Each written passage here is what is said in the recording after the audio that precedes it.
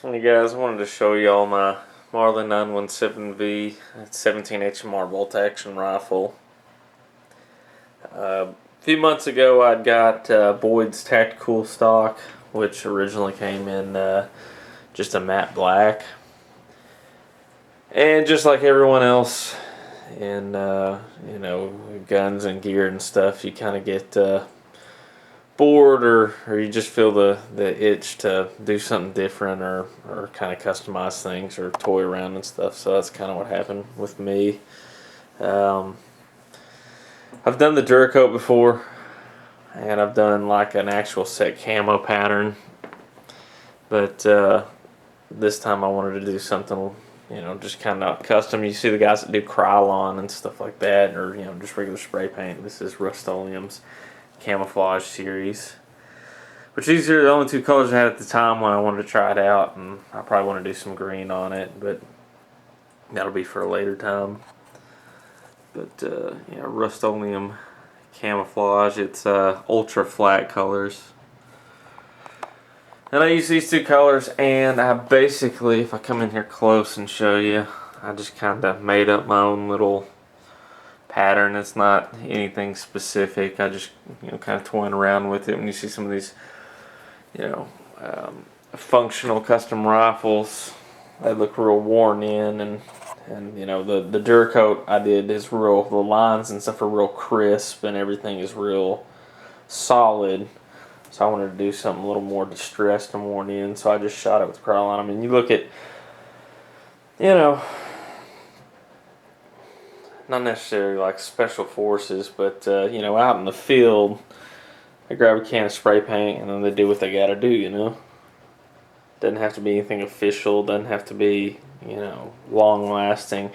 A lot of people, I don't expect this to last. I expect this to wear off, and it's already worn in some spots, and there's some spots I messed up on and oversprayed, and that's fine. I'm not worried about it. This isn't a real expensive. This isn't a Macmillan rifle. I'm not terribly worried as far as mess ups and stuff go. But just kind of did a base coat in this color here, and the darker brown, and then I laid some grass and other leaves and stuff I grabbed out of the yard over it, and then sprayed it down with the lighter tan. And then so like a lot of these lines from the it's for that real long grass. I don't know what kind of grass it is, but they're real long thick blades and stuff, and put that over it and then sprayed it, and then that way this shows through, and it's oversprayed on the sides, so that way it's not like a real solid line. It gives it kind of a, I don't know, a kind of a real ghost look to it. It looks like shade and shadows and stuff like that. And then these are really cool because after I sprayed it with the tan, I went back with that darker brown, and I'd put a stick with some leaves on it over it, and the leaves would cover up the tan, and then it would spray in between the leaves and leave these little natural looking marks and stuff on it. And I thought that was pretty cool. That shows up every now and then on it with the line and then the natural curves and stuff. But like I said, this is one of those things that I can wear this paint in. It's an inexpensive. The Boyd's tactical stock is like $80, so it's inexpensive. I didn't ruin anything. Well, some of you may think that I ruined it. That's fine. I don't think I ruined it. And I'm not, it's not like I'm overly pleased with the look of it. I like it. For my first time trying, just doing some freehand, painting and stuff. Let me flip it around here. For the first time, I'm happy with it. I think it looks all right. Get pretty far back here. It's got a natural look to it. Like I said, I may want to go back with some green and stuff on it, and we'll see. I'll give y'all kind of a quick look to it, but you can see where the colors lapsed over.